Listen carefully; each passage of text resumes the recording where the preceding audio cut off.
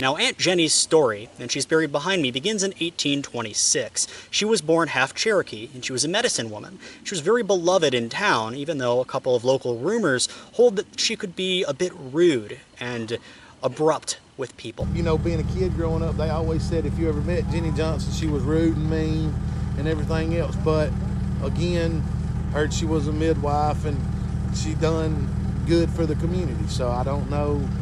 You know, and if you ask anybody, everybody tells you their aunt. That's their Aunt Jenny Johnson, and somebody's kin in some way.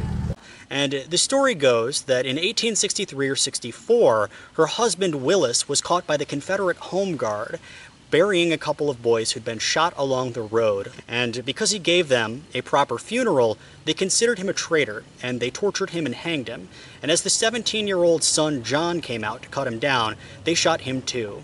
And Aunt Jenny had all 5 of her boys remaining come out and take a blood oath to touch the body of her husband and swear that they would enact vengeance on the 8 men responsible. And the story goes that all 8 men, or 7 of them, were wiped out by the Brooks gang, and that the 8th one was never seen or heard from again. The Brooks gang had a certain MO. They sought refuge in Texas as ranch hands and cowboys and fled to Indian Territory up in Oklahoma when the law got a little bit too hot to handle. They would return to Alabama whenever one of their father's killers was discovered, assassinate him, and then return back to Texas or Indian Territory. It started in 1872 when Mack Brooks went to work for his uncle, who owned a large tract of land in Texas. Willis Jr. followed about a year later and settled down for a period of time, while Gainham Brooks stayed in Alabama to protect his aunt. Henry, the youngest brother, went to join his brothers in Texas in around 1880. And in 1882, the first man responsible for the death of their brother and father would die. Wesley Williams was found to be living near Allen's factory, an old mill along Marion Creek. Willis and Henry Brooks waited in the woods and would support their brothers-in-law, Sam Baker and Neil Sammons. They waited at the bridge near Bear Creek in Marion County to see Williams returning with a load of wood. They riddled him with lead and crushed his skull with a rock. And some versions of the legend say that they actually used his skull as a bowl for the rest of their lives. And basically after this, the posse was too terrified to follow them back as they visited their mother. Willis went back to Texas, and Henry stayed with his mom and his brother Gainham Brooks. This is what remains of the old Brooks farm, about 100 feet away from the house, just down the road from the cemetery where Aunt Jenny is buried.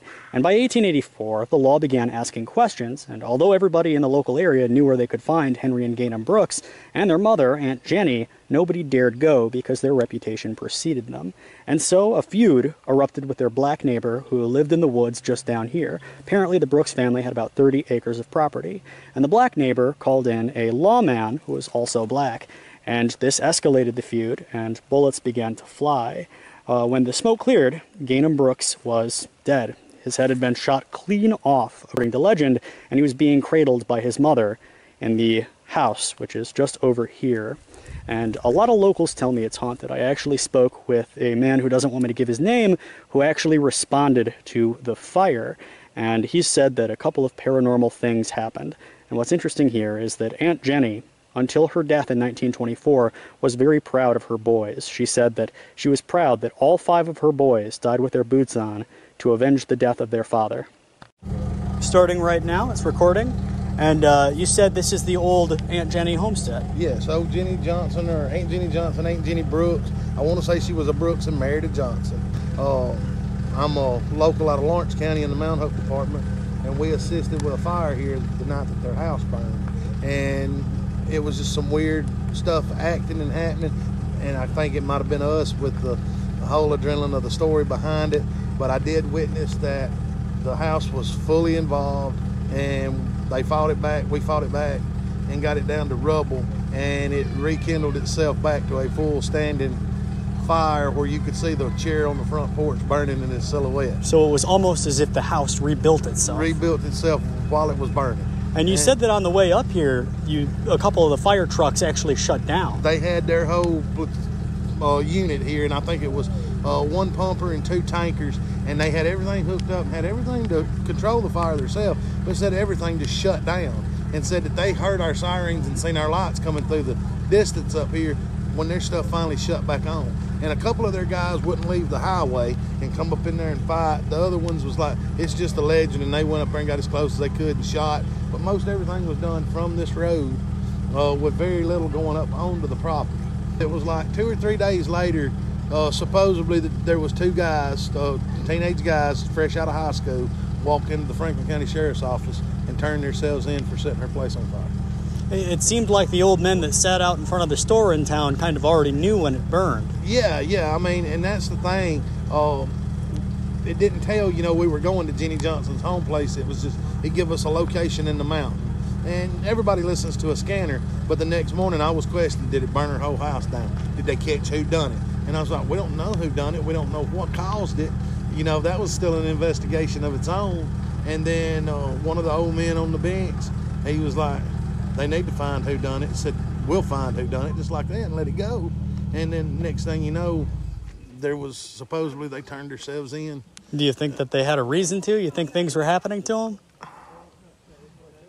I'd want to say their conscience got the best of them, but then again, who knows? There's always some weird tales around the hollers and the hills that you can't really explain. True. I mean, it's been one of those folklores and legends that when the sun starts setting, you won't catch me in these mountains at night. I don't come up here. I make sure I'm gone. It's getting to be a little late. Once that sun dips down, I'm heading out too. I couldn't blame you a bit. Because of all the urban legends associated with Aunt Jenny, and because she was half Cherokee, naturally ghost stories developed and bad things happened. People would go out and steal her gravestone, burn down her home, and things of that nature. So in 2005, somebody did go out and burn the home, 2 teenagers, barely out of high school. And in 2007, someone stole her gravestone. And as you can see here, her gravestone and the gravestone of her son are both smashed. And actually, a family came up here and was talking about it. And the little kid with them said, why would someone do that? And the mom said, because there are evil, evil people in this world. And they all agreed that something would happen to the boys who did that.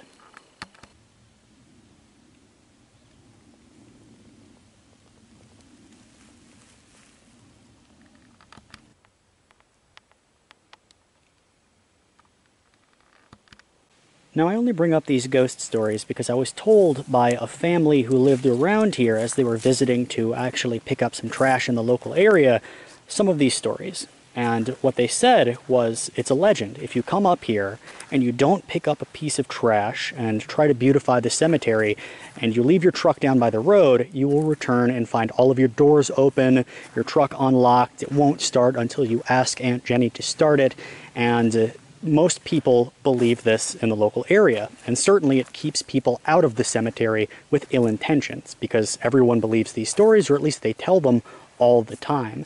And they brought up a non-believer, somebody who their cousin didn't believe the stories, and he handcuffed himself to the truck while everybody else came up here. And they heard him, and they said this was a 6'5", big-built guy scream like a little girl. And they all ran down to him and they said, someone's trying to get into the truck. They were fiddling with the door latches, and he refused to talk about what that person looked like, but they hightailed it out of there. And he lost the keys to his handcuffs, and by the time they had made it down to the church down the road, they said that basically he had cut his wrists with the handcuffs. And this is a fully grown, cornbread, sweet tea drinking Southern man. So he felt it was a very real thing to him. And one of the things I heard about this is that that is not necessarily Aunt Jenny. It could be a different ghost that is associated with the cemetery.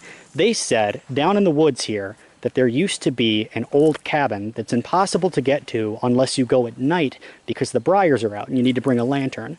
And it was the home of the undertaker, the caretaker of the cemetery. And one night, the elderly caretaker, who is kind of, people lost track of him and no one really contacted him for several years, he died.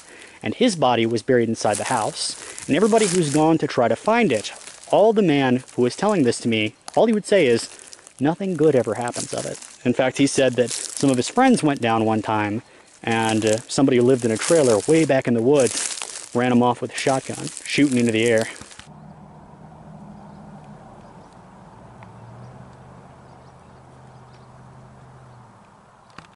To really understand Aunt Jenny and the Brooks family feud, you need to understand why the Confederate Home Guard killed the husband and the youngest son.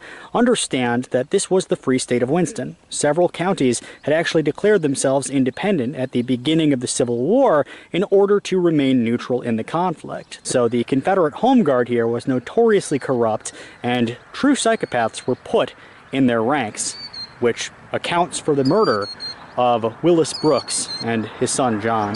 And it's actually interesting how the Free State got its name. They were taking a vote in the Winston County Courthouse for who wanted to secede from the Union and who supported it. And the vote came back, more than 50% did not support it, but they didn't want to join the Union, and someone stood up and said, what of it then? Is this the Free State of Winston? And the 3 counties surrounding Winston all agreed to adopt the title Free State of Winston or Republic of Winston. And that explains this statue out here, flanked by both flags, the Confederate battle flag and the American.